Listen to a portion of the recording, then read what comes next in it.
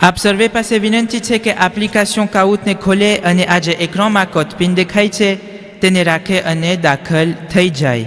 સર્વે પાસે વિનંતી છે કે તેઓના પ્રેનો અને initial du nom de famille રાખે જેથી અમોને સહેલું પડે. ટાઈમને મધ્ય નજર રાખી સર્વે પાસે વિનંતી છે કે જલ્દી દાખલ થઈ જાય. યાદ રહે કે કાઉટમાં 2 ચીજ ગણવામાં આવે છે. પહેલું તો તમારું જવાબ, જો એ સાચું હશે તો તમને પોઈન્ટ મળશે, અને બીજું તમારું રાપીજીતે જે તમને ઓર પોઈન્ટ આપશે. ઇન્શાલ્લાહ હરેક સવાલ બાદ જે 5 પહેલાં હશે તેઓના નામો એક્રાન ઉપર દેખાશે. અને ઇન્શાલ્લાહ જે આપણો આજે ગ્રાન્ડ ગાgnant હશે તેમને જમાત તરફથી એક billet d'avion મોરિસ માટે અર્પણ કરવામાં આવશે. દર ફેરાના જેમ સવાલો તમારા ફોન ઉપર ફ્રેન્ચીમાં દેખાશે અને હું તેમને ગુજરાતીમાં પઢીશ જેથી બધા સમજી શકે.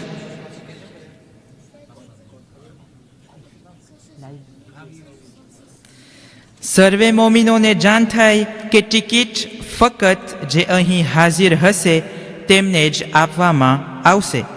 યાને શરત એ છે કે ગાgnant અહીં મકામે માસુમીન અલૈહિસ્સલામમાં હાજરી આપી અને તે કોન્કુર કાઉટમાં કર્યા હશે.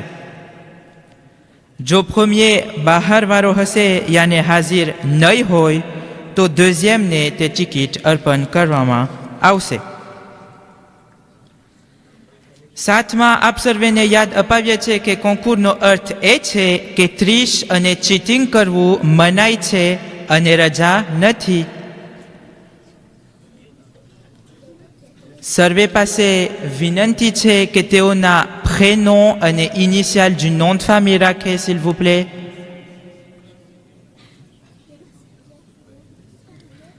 હાલમાં આપણા પાસે 152 પાર્ટિસિપન્ટ કનેક્ટેડ છે. વિનંતી કરીશ કે જલ્દી દાખલ થઈ જાય જેથી આપણે શરૂ કરી શકીએ.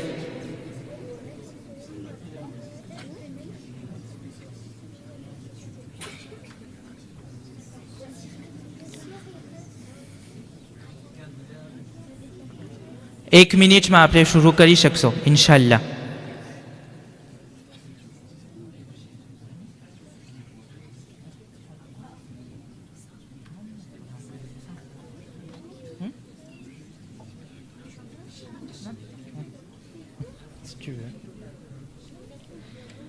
ફરીવાર યાદ આપવામાં આવે છે કે પ્રેનો અને initial du nom de famille રાખવામાં આવે.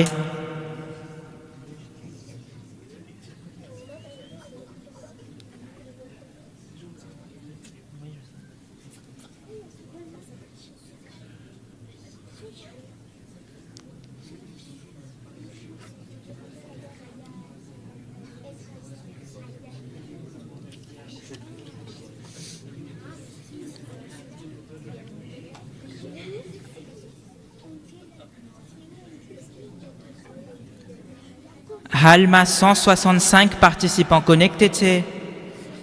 જો બધે તૈયાર હોય તો ઇન્શાલ્લાહ આપણે શરૂ કરીએ છીએ. તેમની પહેલા મોહમ્મદ વ આલે મોહમ્મદ સલાવત. મોહમ્મદ વ આલે મોહમ્મદ વ અજલ ફરજ. બિસ્મિલ્લાહ.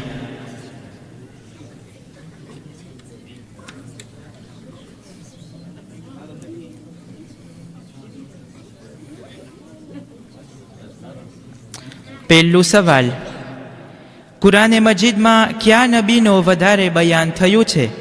નબી આદમ અલૈહિસ્સલામ, નબી મૂસા અલૈહિસ્સલામ, નબી ઈસા અલૈહિસ્સલામ અથવા હઝરત Mohammad sallallahu alayhi wa alihi wa sallam. Quel prophète est le plus cité dans le Saint-Coran?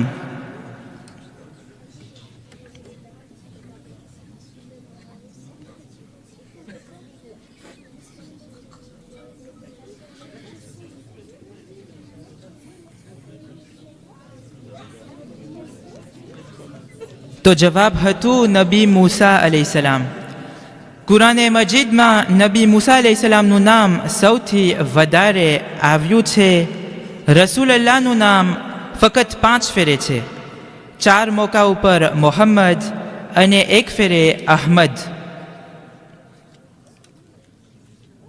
આપણે તરત જ પહેલું ક્લાસમાં તરફ આવીએ છીએ. અને આપણું બીજું સવાલ, કયા વર્ષમાં રસૂલે ખુદા તેઓની આખરી હજ કર્યા હતા? હિજરી સન 9માં, હિજરી સન 10માં, હિજરી સન 11માં અથવા હિજરી સન 12માં? En quelle année le saint prophète a effectué son dernier hajj?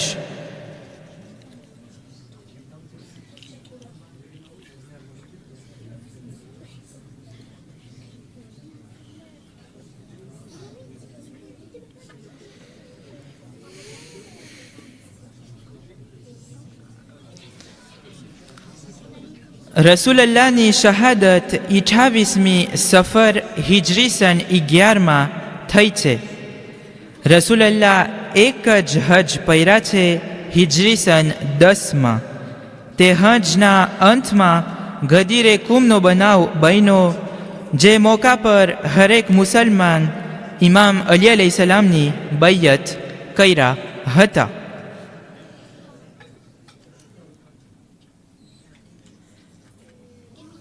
ત્રીજું સવાલ, આ 4 સૂરામાંથી કયો સૂરો કુરાને મજીદમાં મૌજૂદ નથી?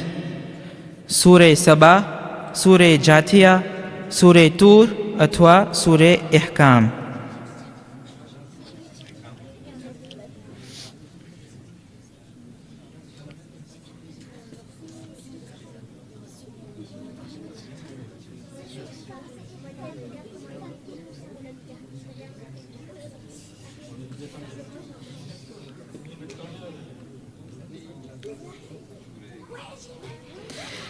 બેશક સૂરે સબા, જાતિયા અને તૂર કુરાનમાં મળે છે. છેલ્લો જવાબ ગલત હતો. ક્લાસમાં બહુ જ ફેરબદલ દેખાય છે અને આપણે ચોથું સવાલ તરફ આવીએ છીએ. એ કયો લકબ છે જે ફક્ત ઇમામ અલી અલૈહિસ્સલામને આપવામાં આવ્યો છે? અસદુલ્લાહ, હૈદર, અમીરુલ મોમિનીન અથવા આ બધાય લકબ ફક્ત ઇમામ અલી અલૈહિસ્સલામના જ છે?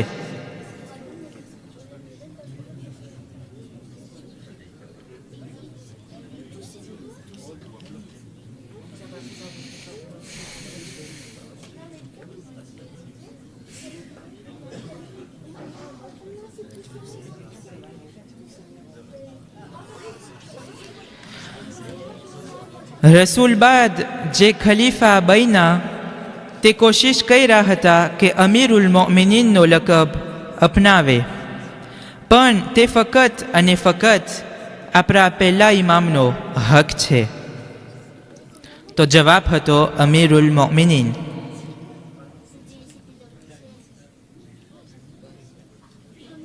પાંચમું સવાલ, કઈ ઇસ્લામની જંગનો બયાન કુરાનમાં નથી થયો? બદ્ર, નહરવાન, ખંદક, હુનૈન?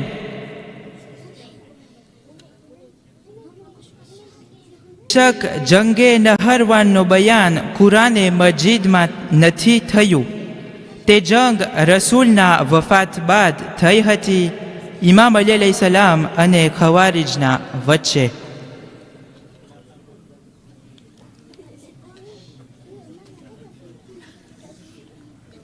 છઠ્ઠું સવાલ, મલેકુલ મોતને કયા નામથી ઓળખવામાં આવે છે? મિકાઈલ, ઇઝરાફીલ, અતીદ અથવા બધાય જવાબો ગલત છે.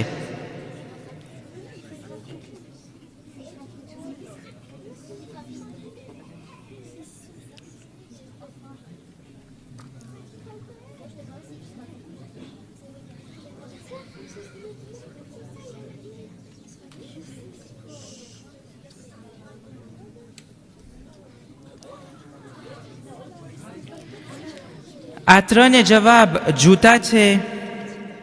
ઘણા બહુ જલ્દી જવાબ આપી દીધા, પણ ઇઝરાફીલ એ મલાઈકા છે જે કયામતના દિવસે સૂર ફૂંકશે. મલેકુલ મોતનું સાચું નામ ઇઝરાઈલ છે.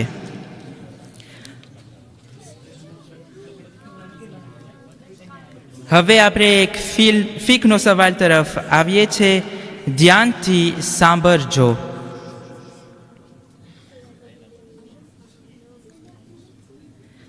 નમાઝે જમાત ચાલી રહી છે અને હું રૂકુની હાલતમાં છું. ભૂલમાં હું ઇમામના પહેલાં મારું માથું ઊંચું કર્યો અને મારા પ્રમાણમાં મારા પાસે પાછો ટાઈમ નથી કે હું તેના સાથે રૂકુમાં સામેલ થઈ જાઉં. તો શું મારી નમાઝ બાતિલ છે કારણ કે હું ઇમામની આગળ નથી જઈ શકતો? મારી નમાઝ કબૂલ છે અને મને પાછું રૂકુમાં જવાની જરૂર નથી? મને રૂકુમાં જવું પડશે ભલે ઇમામ પાછા ઊભા થઈ જાય.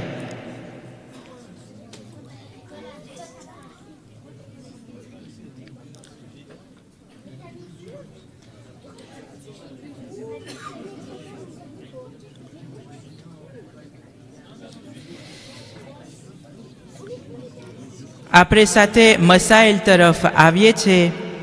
મસાઇલ 1454માં એમ લખેલું છે, si une personne lève par erreur la tête du ruku ou du sajda en pensant qu'elle ne pourra pas rejoindre l'imam, elle ne retourne pas en ruku ou en sajda, sa prière en jamaat est valable. Masail 1451માં લખેલું છે, si un adepte lève par inadvertance la tête du ruku avant l'imam, alors par précaution obligatoire, dans le cas où l'imam est en ruku, il doit retourner en ruku et relever la tête avec l'imam.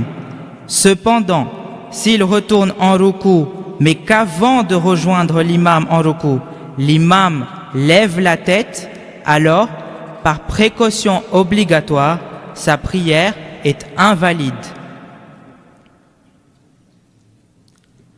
હવે આપણે એક છેલ્લો સવાલ તરફ આવીએ છીએ. યઝીદ ઇબ્ને મુઆવિયા 3 વર્ષ અને 8 મહિના ખલીફ હતા. આ દરમિયાન તે શું અમલ કર્યો? કાબાને બારી નાખ્યો. મદીનામાં 10,000 માણસોને મારી નાખવામાં આવ્યા હતા.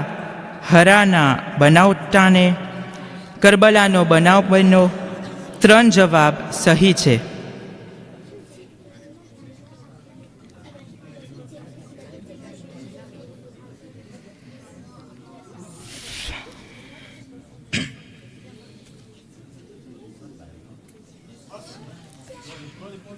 આ 3 જવાબ સહી છે. પહેલા વર્ષે તે મલઊનની મહેનતોના કારણે કરબલામાં ઇમામ હુસૈન અલૈહિસ્સલામની શહાદત થઈ હતી. બીજા વર્ષે યઝીદ મદીના તરફ એક ફૌજ મોકલ્યો હતો, જેમાં ઘણા મુસલમાનોને કતલ કરવામાં આવ્યા હતા. તે બનાવને હર્રાથી ઓળખીએ છે. અને ત્રીજા વર્ષે તે હુકમ આપ્યો કે ખાને કાબા ઉપર આગ લગાવે. આ ગમગીન મોકા બાદ કાબાને પાછી બનાવવામાં આવી હતી.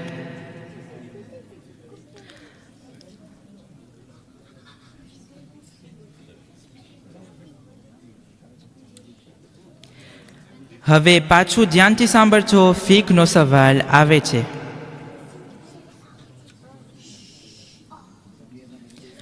જ્યારે મને વાજિબ સજદાની આયત સંભળાય તો હું તે સજદાને મોરેકથી કરી શકું છું?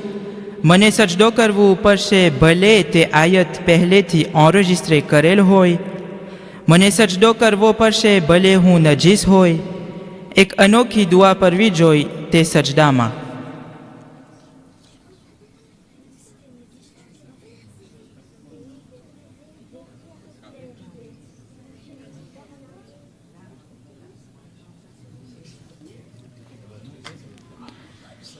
વાજિબ સજદાની આયત 4 છે કુરાને શરીફમાં. જ્યારે મને તે આયતો સંભળાય તો મને પરબારું સજદામાં જાવું જોઈ ભલે હું નજીસ હોય. હવે એક એન્રેજિસ્ટ્રમાં હોય જે પહેલાંથી કરેલ હોય. par exemple, યુટ્યુબની તિલાવત કે જે લાઈવમાં ન હોય તે વખતે મને વાજિબ સજદો કરવાનો જરૂર નથી. Par contre, જો લાઈવમાં કોઈ પડતું હોય તો બેશક મને વાજિબ સજદો કરવું પડશે. તે વાજિબ સજદામાં કાંઈ પરવાનું જરૂર નથી, ફક્ત સજદો વાજિબ છે.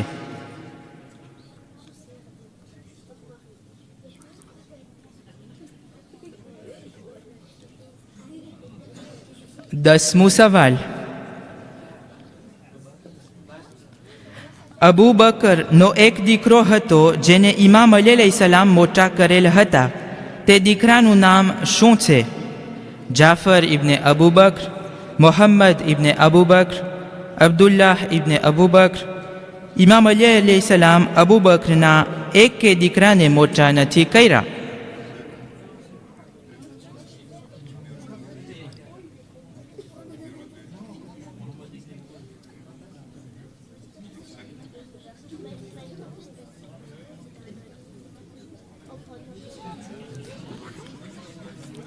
તો જવાબ હતું મોહમ્મદ ઇબ્ને અબુ બકર. બીબી આસમા બિનતે ઉમૈસ અબુ બકરની ઘરવાળી હતા. તે લોકોનો એક દીકરો મોહમ્મદ નાનો હતો જ્યારે અબુ બકરની મૌત થઈ. તે બાદ બીબી આસમા બિનતે ઉમૈસ ઇમામ અલી અલૈહિસ્સલામ સાથે શાદી કર્યા અને ઇમામ તે દીકરાને મોટા કર્યા. મોહમ્મદ ઇબ્ને અબુ બકર અહલુલ બૈતના સાથી બન્યા.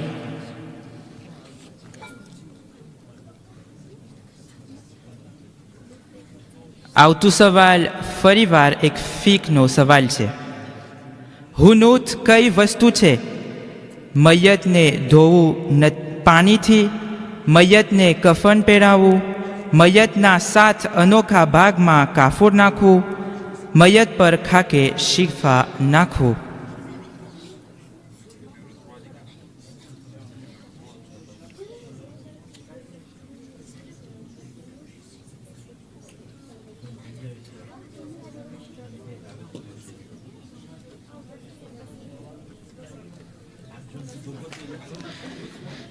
ગુસ્લે મૈયત બાદ જ્યારે કફન પહેરાવે છે મૈયતને, આપણે કાફૂર નાખે છે જે 7 જગ્યાઓ છે કે જે સજદામાં જમીનને અડે છે, યાની કે કપાર, 2 હાથની હાથેળીઓ, 2 ગોઠણ અને 2 પગના અંગૂઠા. તેને હુનૂત કહેવાય છે.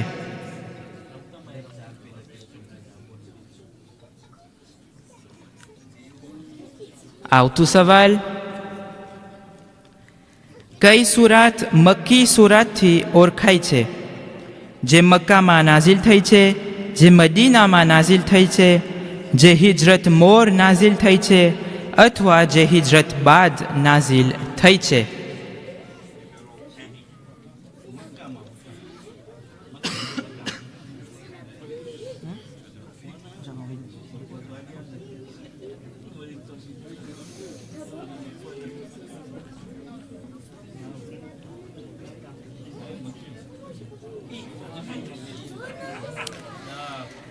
મક્કી સુરાત તે છે કે જે હિજરત મોર નાઝિલ થઈ છે.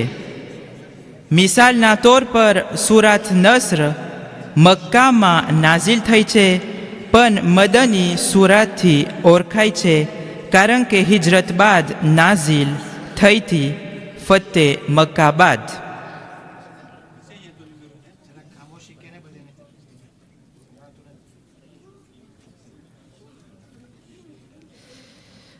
આવતું સવાલ ફરીવાર એક ફીકનો સવાલ છે.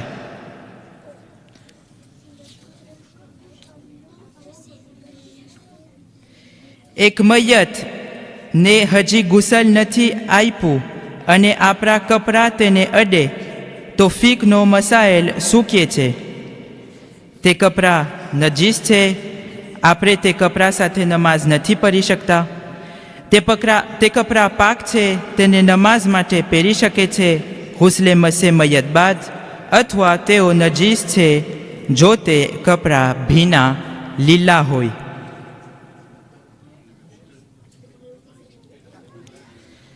બેશક આપણા કપડાં નજીસ નથી થતા, ફક્ત આપણા શરીરને હુસ્લે મસે મૈયતની જરૂર છે પાક થવા માટે.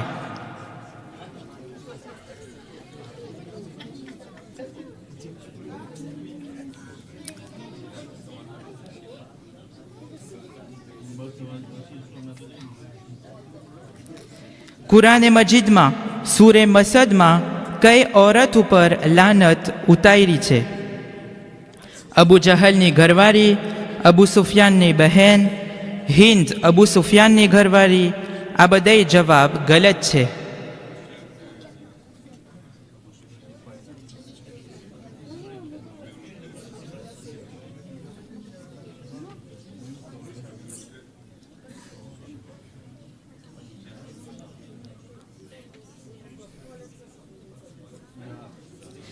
હા, તો સૂરે મસદમાં ઉમ્મે જમીલ ઉપર લાનત ઉતારી છે, જે અબુ લહબની ઘરવાળી હતી અને અબુ સુફિયાનની બહેન પણ હતી.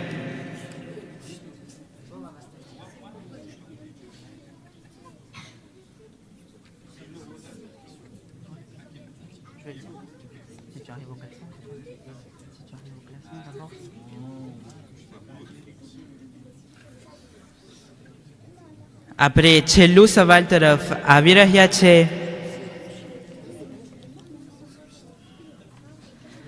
આપણા શિયામાં હદીસની 4 મહાન કિતાબોમાંથી એક કિતાબનું નામ અલ કાફી છે. તેનો લખનાર કોણ છે? સૈયદ સિસ્તાની, શેખ હુલૈની, સૈયદ રઝી, શેખ તુસી.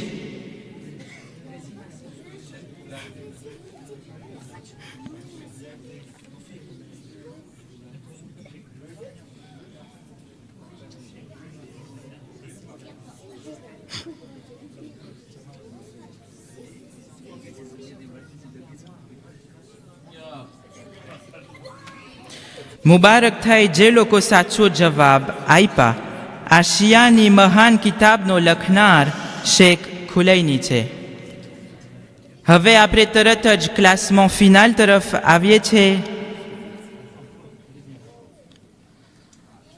3e પ્લાસમાં છે શબાના કા, 2e પ્લાસમાં RD અને આપણો ગ્રાન્ડ ગાgnant છે રેઝા એર્વે. સલ્લુ અલા મુહમ્મદ વ આલે મુહમ્મદ. વિનંતી કરીશ આપણો ગ્રાન્ડ ગાgnantને કે અહીં આગળ આવી જાય તેમનો ભેટ સ્વીકારવા માટે. મુહમ્મદ વ આલે મુહમ્મદ સલાવાત.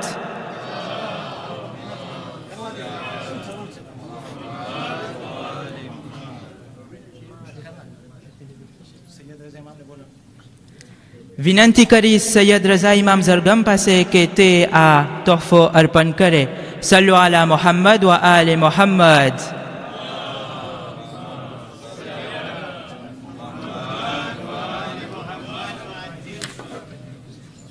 محمد وآل محمد صلوات.